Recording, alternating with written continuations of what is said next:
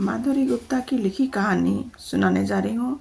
शीर्षक है मेरे बीमार होने से किसी को कोई फर्क नहीं पड़ता। 40 नंबर की कोठी से निकलकर सोमा ने 50 नंबर की कोठी की तरफ रुख किया। मन तो कर रहा था कि घर वापस जाकर आराम करे।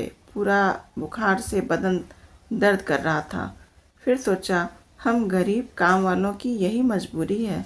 तन साथ न दे तभी काम करना पड़ता है, नहीं तो कोठी की मालकिन पैसे काटने की धमकी देने में देर नहीं लगाती। 50 नंबर की कोठी की घंटी बजाकर दरवाजे पर ही बैठ गई, क्योंकि बुखार के कारण खड़ी नहीं हो पा रही थी। दरवाज़ा अम्मा जी राजबत्ती जी ने खोला। उसे यूं ही बैठे देखकर कहने लगी, क्या सोमा, आज तो तू हर रोज से भी देर से आई है और चल भी ऐसे ही रही है जैसे तेरे पाँव में मेहंदी लगी हो। तू भूल गई क्या कि आज तो बहू ने तुझे और दिनों से जल्दी आने को बोला था, क्योंकि शाम को घर में पार्टी जो है, दही बड़े की दाल पीसकर दही बड़े बनाने हैं और रोज़ से 1-2 सब्जी फालतू बनानी है। हम अभी सब कर देंगे अम्मा जी, काम पूरा करके ही घर जाएंगे। आप तनिक भी चिंता मत करो। वो जो 40 नंबर वाली मैडम है ना, पूरी कसाई है।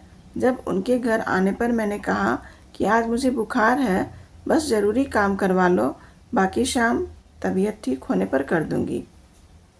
बस इतना सुनना था कि फट पड़ी। कहने लगी, मैं खूब अच्छी तरह जानती हूँ तुम लोगों की बहाने खोरी। मुझे कुछ नहीं मालूम, मेरा काम पूरा करो। ये रोज़ का बहाना तबीयत खराब का यहाँ नहीं चलेगा। पैसा पूरा कर लेती हो तो काम भी पूरा चाहिए मुझे।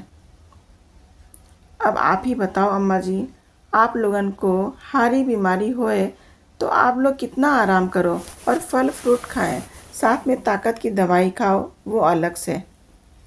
हम गरीब लोगों की बीमारी से तो आप लोगों को कोई फ़र्क ही नहीं पड़ता। शरीर तो हमारा भी दुखता है बुखार में।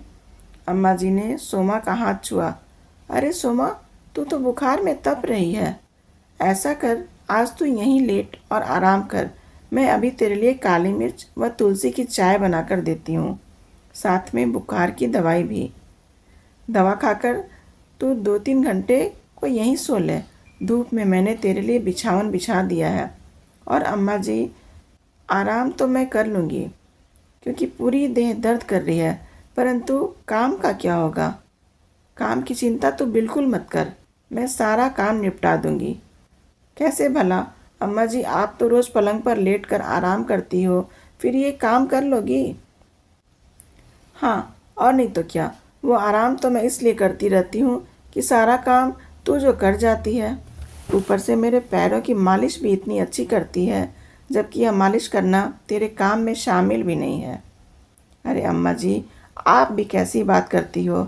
मालिश तो मैं इसलिए कर देती हूँ कि आप बड़ी बूढ़ी हो।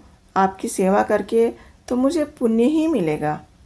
अच्छा, अब तू चुपचाप जाकर सो ले। तो 2 घंटे तब तक मैं सारा काम कर लेती हूँ। हाँ, शाम को बहू को कुछ मत बताना कि दही बड़े और दूसरे काम मैंने किए हैं। यह मेरे और तेरे बीच की बात है। तू इतने सालों से हमारे काम कर रही है और जी जान लगाकर, तो तू अब हमारे परिवार के सदस्य के जैसी ही है। तो जब हमारे घर में कोई बीमार होता है तो हम उसको आराम करने को कहते हैं और दवाई देते हैं। फिर तू तो इतने सालों से हमारी सेवा कर रही है, तो तूने यह कैसे सोच लिया कि तेरे बीमार होने से किसी को कोई फ़र्क नहीं पड़ेगा? आगे से कभी इस तरह की बात मत कहना। तू भी इंसान है और हम लोग तुम लोगों का दुख दर्द भली भांति समझते हैं। हाँ, घर जाते समय मुझसे पैसे ले जाना, रास्ते से कुछ फल खरीद लेना और खाना, जिससे ताकत बनी रहे और तू जल्दी ठीक होकर अपना काम संभाले। धन्यवाद।